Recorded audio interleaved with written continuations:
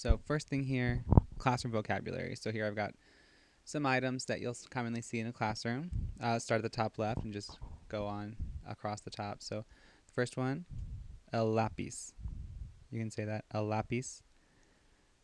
Pencil, obviously. The next one, there's actually two different words for this. We have la pluma y el bolígrafo. They both mean pen. There's really no difference in them. La pluma is more common in Latin America. Bolígrafo is generally what's used in Spain. A lot of times you'll hear people even shorten that to boli. So un boli, me prestas un boli? Like, can you lend me a pen?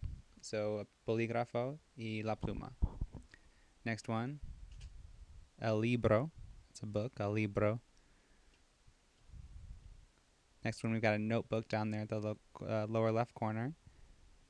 Notebook is cuaderno. Cuaderno. After that, there's a chalkboard, which in Spanish is la pizarra. La pizarra. Remember that the Z's make S sounds in Latin America or TH sound in Spain. So it'd be la pizarra or la pizarra. Both are fine, but don't say la pizarra. It's not a Z sound. That sound doesn't really exist in Spanish. It's a S sound if you want to sound more Latin America, or a TH sound if you're more interested in Spain version of Spanish. Next, there's chalk. Here I've included two words for that. We have la tiza. That would be chalk. That's the more common word. I put el gis because that's the word that's used in Mexico, which is, United States' closest neighbor here. So if you're in Mexico, the word is gis. They would know what tiza is, but they never use it. It's always gis. All right, next slide. We've got, a lot of people know this word, probably thanks to Dora. It's la mochila. La mochila is a backpack.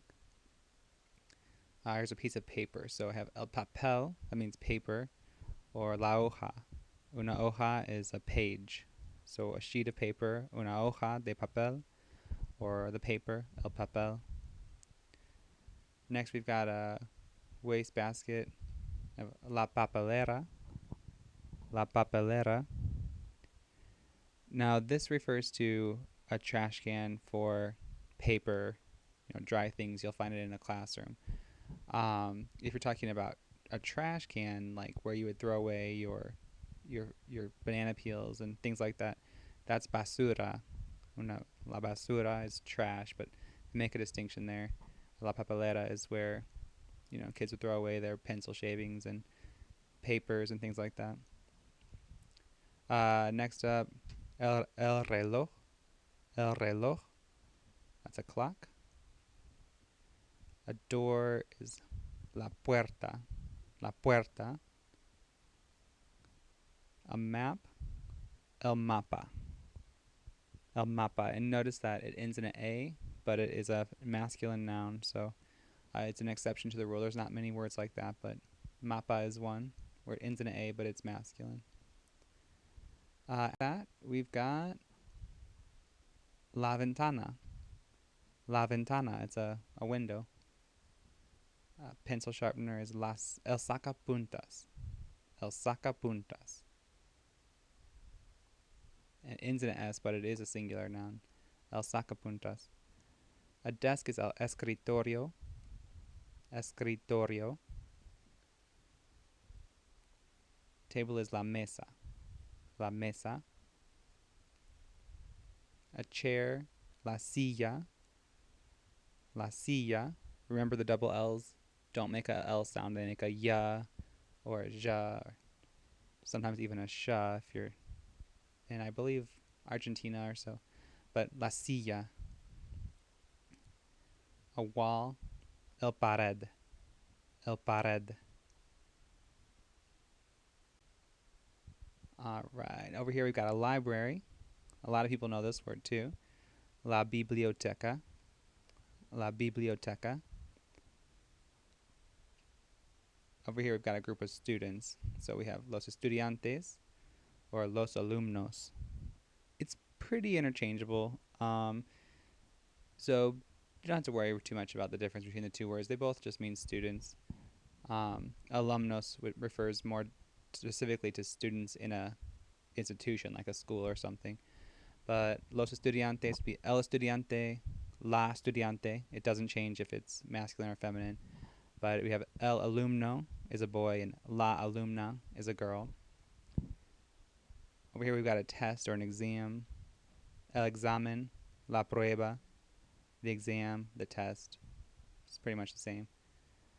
And then the last picture here I've got is a classroom, which is el aula. El aula. It's a feminine noun, but notice that we use el with it because I've mentioned it once before that if the word starts with an A and that A is accented, then we'll use el instead of la.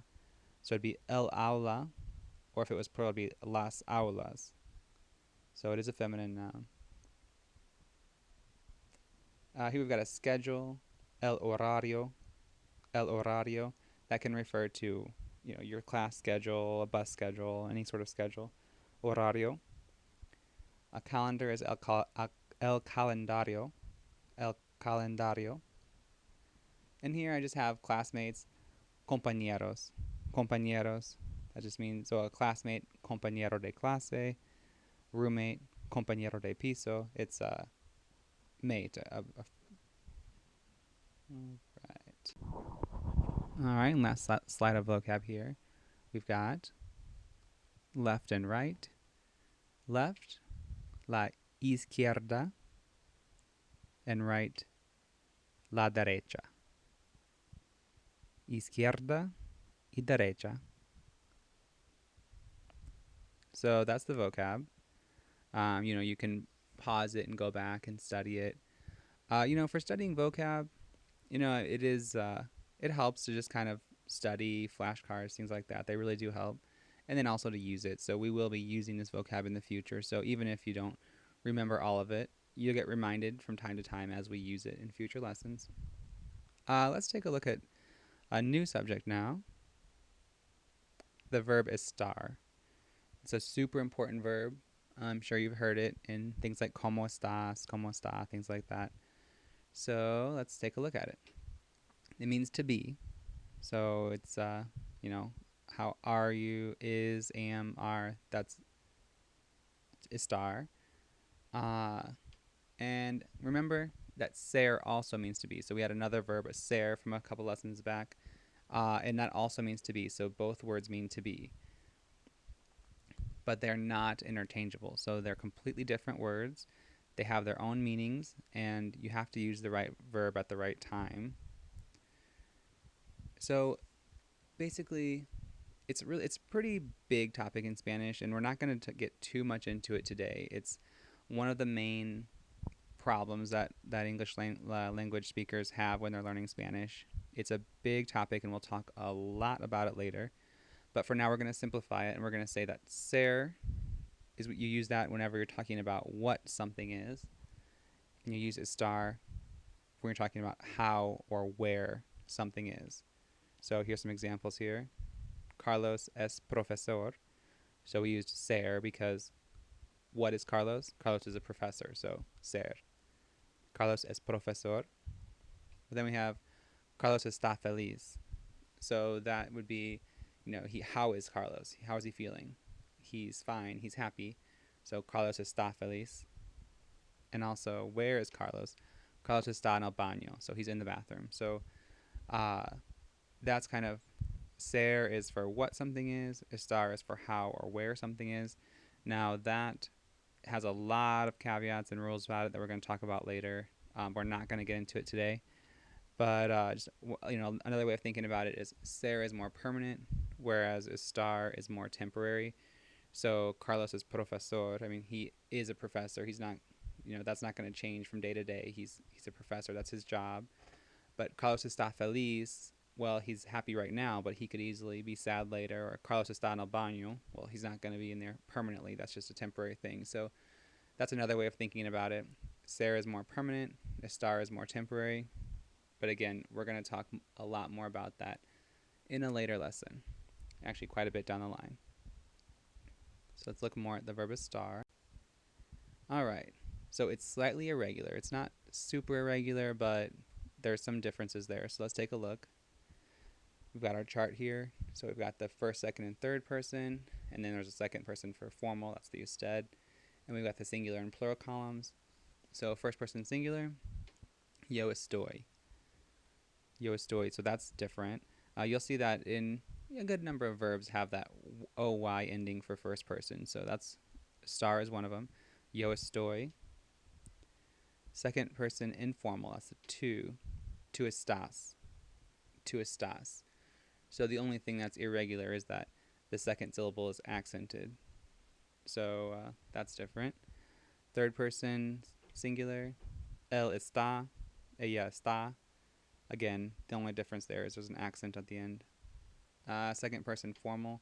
Usted está. First person plural, the we form. Nosotros estamos. That's not irregular, that's the same. Second person informal, remember only used in Spain. Vosotros estáis. Vosotros estáis. Again, that's the same too. Those two didn't change. Then the third person plural, ellos están. Ellos están. And formal, ustedes están. So again, there's just an accent there at the end. So really the only differences with the star is that for the yo form has a y at the end, yo estoy, and then the two L and ellos forms all have an accent at the end. So tú estás, él está, ellos están. The nosotros and the vosotros forms are not irregular. That's the same as a regular verb.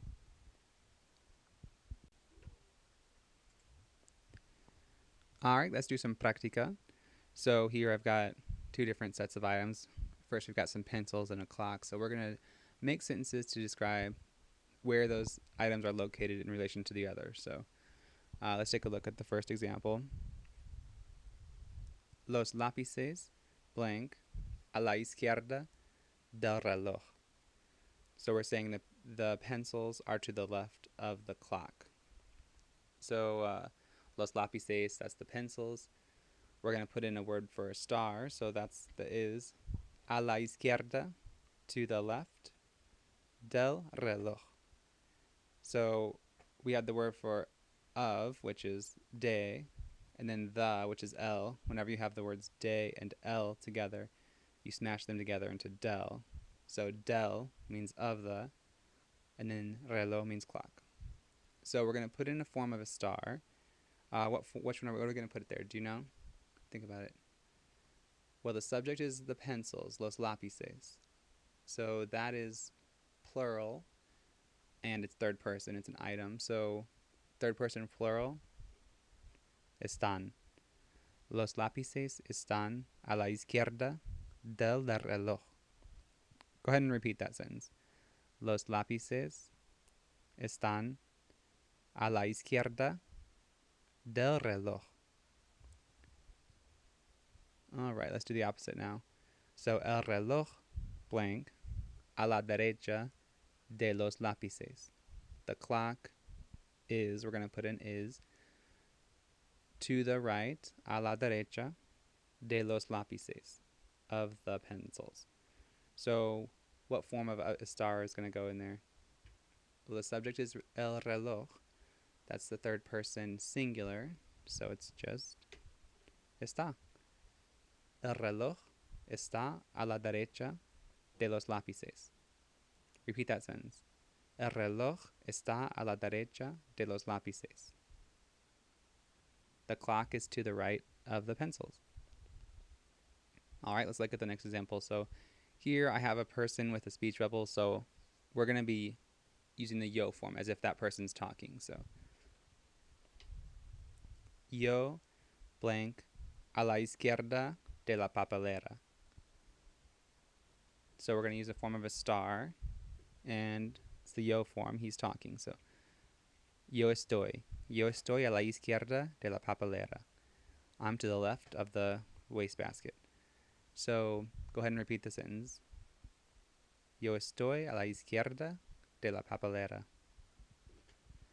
And then in the opposite, la papelera, blank, a la derecha de mí.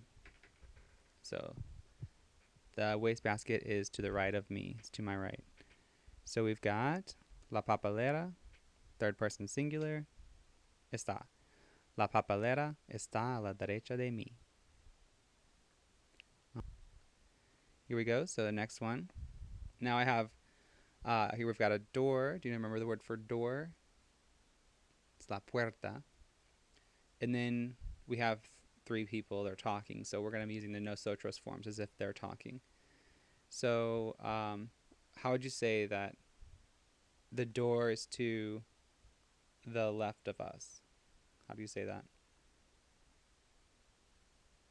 We've got la puerta. And then we have some form of a star. So what's it going to be? The door is third person singular. So it's está.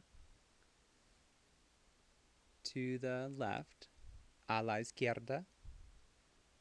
Then of us. De nosotros. La puerta está a la izquierda de nosotros. La puerta está a la izquierda de nosotros.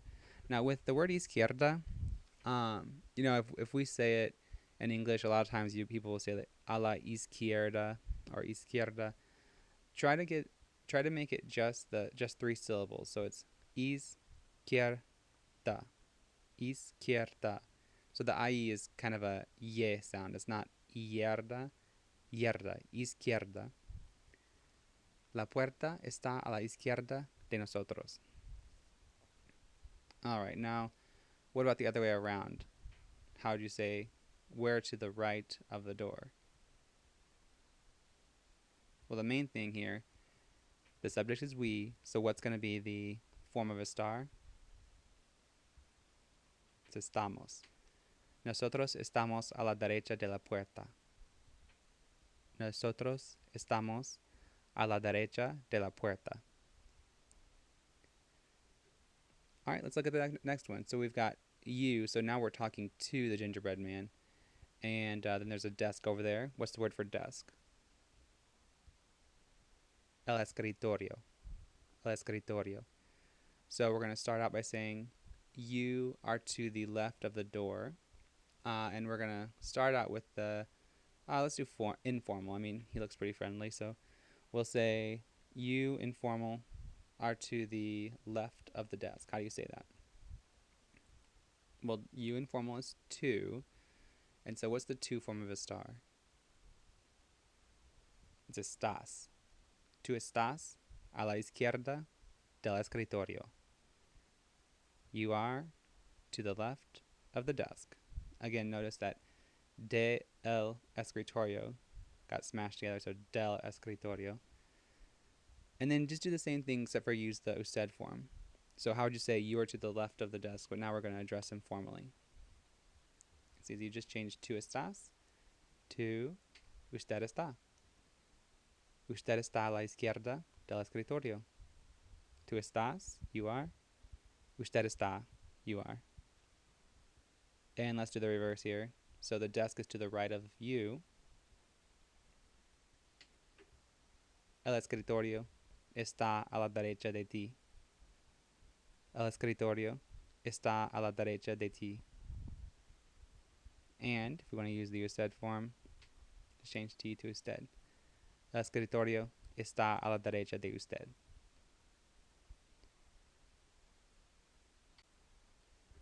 All right, let's take a look here. So now we're talking again. We're going to be talking to these two girls. So we're using the you plural form.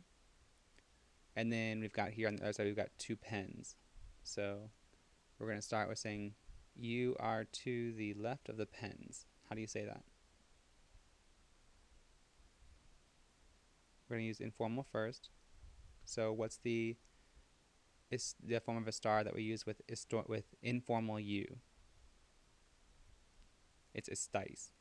Vosotras estáis a la izquierda de las plumas.